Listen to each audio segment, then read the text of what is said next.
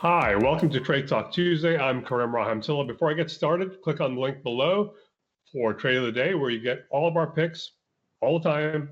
It's worth it. It's worth every minute of it, and it's free. So click on that link below. So let me get started today on SPACs. What are SPACs? Well, they're in the news today because they're all crashing. SPACs are special purpose acquisition corporations. These things used to be blank check companies back in the 80s and 90s. They've been around forever. But today, back then they were looked at as a kind of iffy vehicle, like what's going on here? Why are these companies out there? What's a blank check company? They used to be associated with a lot of bad deals. Today, they're really being run by big name people. And when you're being run by big name people, people pay attention. So the SPAC today is basically a company that has raised money, a little bit of money, and now it's going after companies in the private sector and enticing them to back into this shell, which is already listed, so they don't have to go through a listing process, and then they go public basically because they're already on the exchange. So people are getting very, very attracted to these deals, but you've got to think to the back of your head, how many great private companies are there out there, and why aren't they already public if they're so good? Well, there you're going to find out, because a lot of SPACs aren't going to make it. I would say this is very similar to the days when I used to run venture. Maybe 2 out of every 10 companies that go public via SPAC are really going to make money for their investors in the long run. People are going to make money every single time, though, but the people who brought the SPAC public. So there you go. That's where it's rigged. It's the people who bring it public, they're always going to make money, okay? Whether you're going to make money or not depends on good old-fashioned legwork. So I've got 3 SPACs for you today. These SPACs I like right now. I'll give you buy prices of where I like them. And, this is, I look at SPACs as like any other company. Do the analysis and follow the money.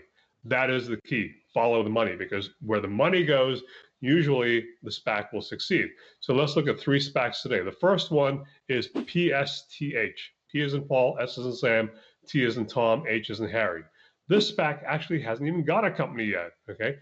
But it's a major player in the field. They raised billions of dollars and is sitting in cash in this SPAC looking for an opportunity. That's why I like it, is because it's got a nice fat cash cushion. That fat cash cushion is right around $20 a share. So that's where you want to look at. You want to look at getting to PSTH in the low 20s, because you know that if they don't find a deal in a couple of years, they're going to return $20 a share back to the shareholder. That gives you a nice cushion. And you also know that these guys are so well connected, they're going to take their time and they're going to find a blockbuster deal. But it's only a blockbuster if you buy at the right price. The other day, investors were buying Churchill, CCIV, which merged with Lucid, and they paid a ton of money for this company, and it turns out it's not worth that much after the merger. Okay, so you want to buy these pre-merger, but at the right price, and PSTH is at the right price in the low to mid 20s. The second one is a company called VGAC. V as in Victor, G as in George, A as in Apple, C as in Charlie. That company just struck a deal to merge with 23andMe, which is a big consumer company. The people behind this are Richard Branson and the person who founded 23andMe.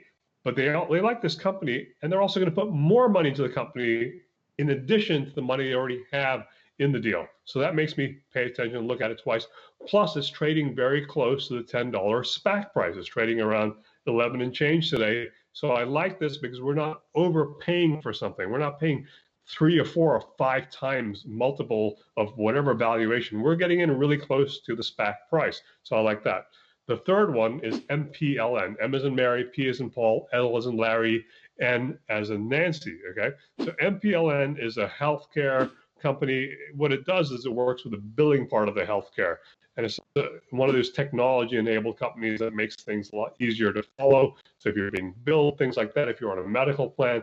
But what I really like about this, again, is following the money. Okay, this has already come public through a SPAC, but the insiders bought a crap load of stock in the low 6s, mid 6s, and low 7s. And that's where it's trading for right now. So I like that because we're buying into an undervalued company. This one, I would pick up shares right around the mid 6s to up to maybe the 7s, okay?